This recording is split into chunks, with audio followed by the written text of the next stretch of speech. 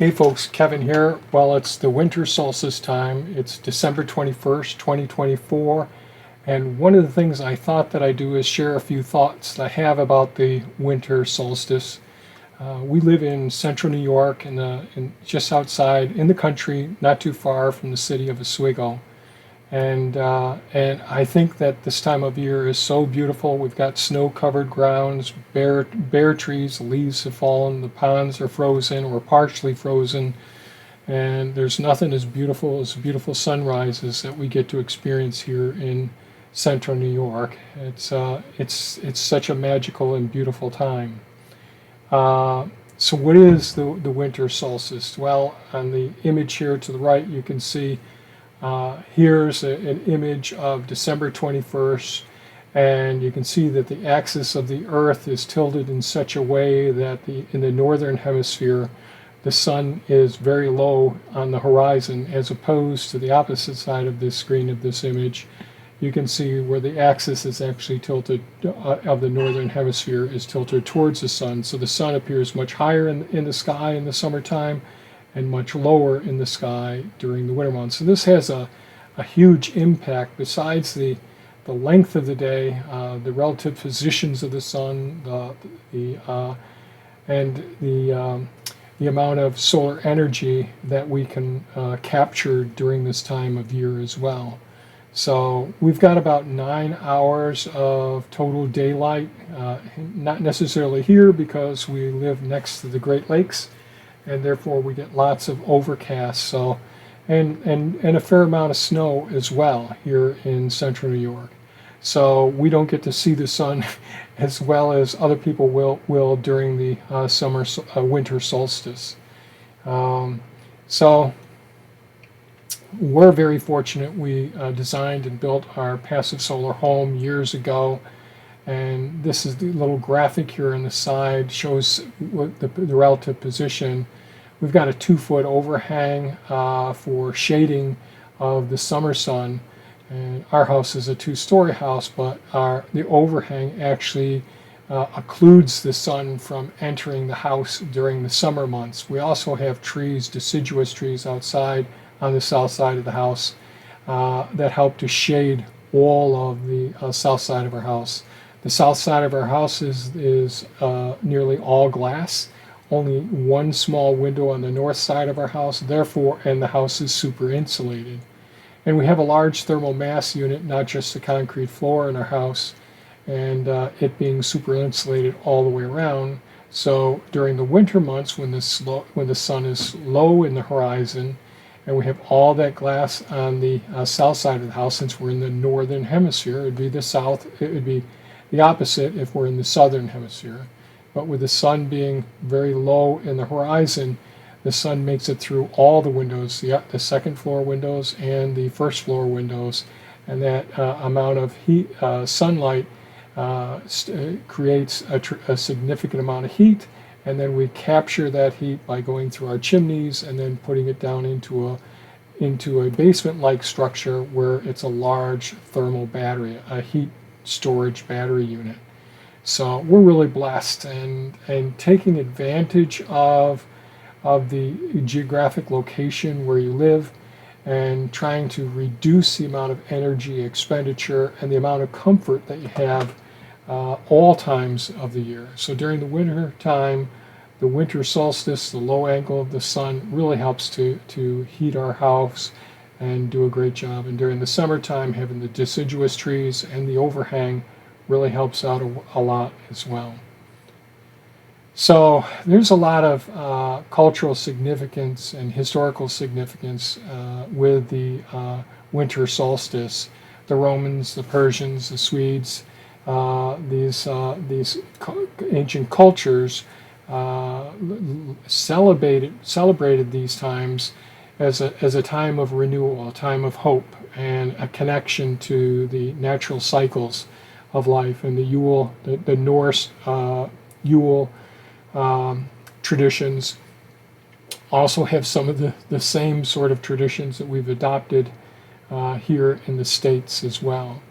But it's just amazing how many cultures historically that we're aware of that really paid close attention to the summer and winter solstice for times for preparing and planning.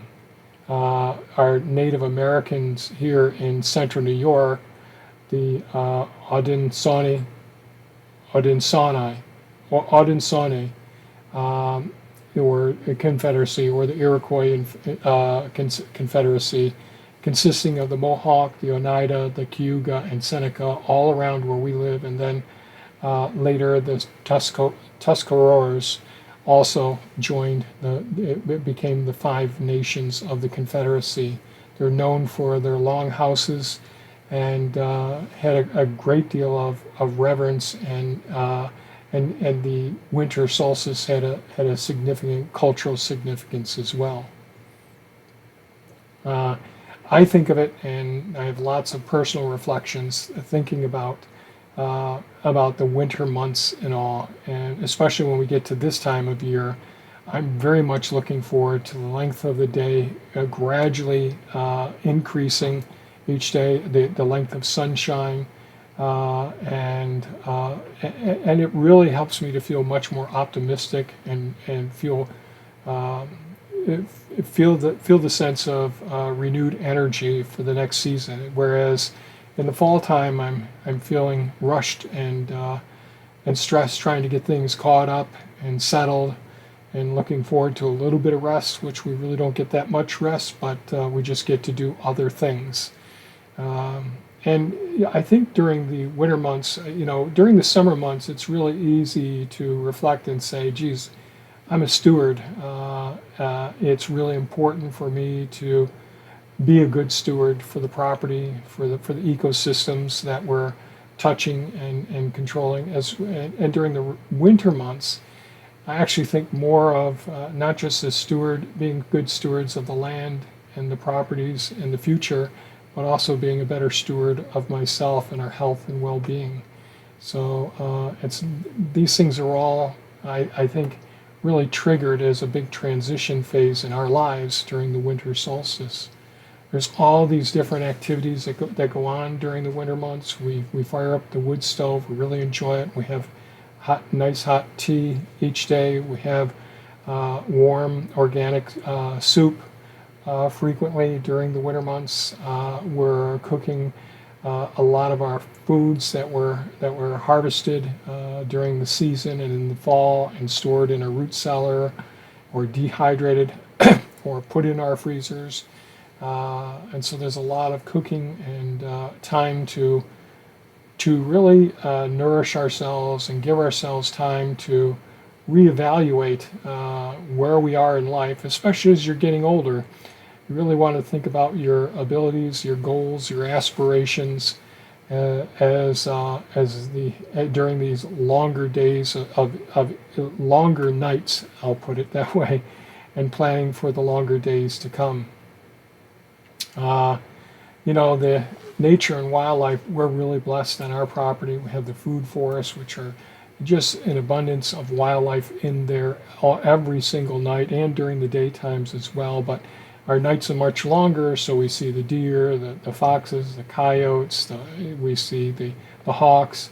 I seldom see the owls, but we do capture them on our trail cameras.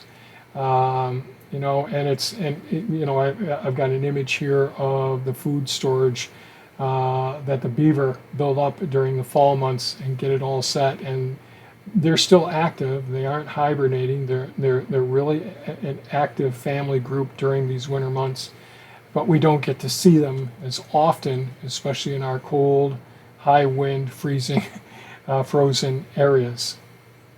I think of, this is such an important time to take into account your health, your well-being, the sustainability of our own lives, as well as that of our future plans for the property and for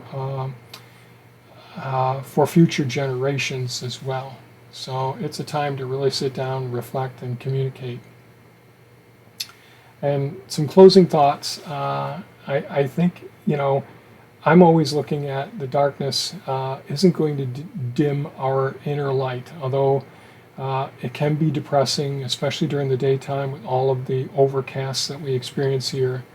And I'm typically a very ambitious, anxious person that's really looking forward to going full tilt boogie. It is actually a good time to slow down and take the time to rest, recover, and work on those projects that have been on the back burner. And I've got a large project I'm working on now. Hopefully we'll be sharing the progress of that in the near future as well. So I really thank you so much for being members of the channel, or being subscribers and commenting and giving us a thumbs up for here and there. We really appreciate it a great deal. And I hope you enjoy the rest of this winter time and look forward to your springtime planning on your farms, your homestead, and in your lives. Thanks so much. Stay safe and take care. Bye-bye now.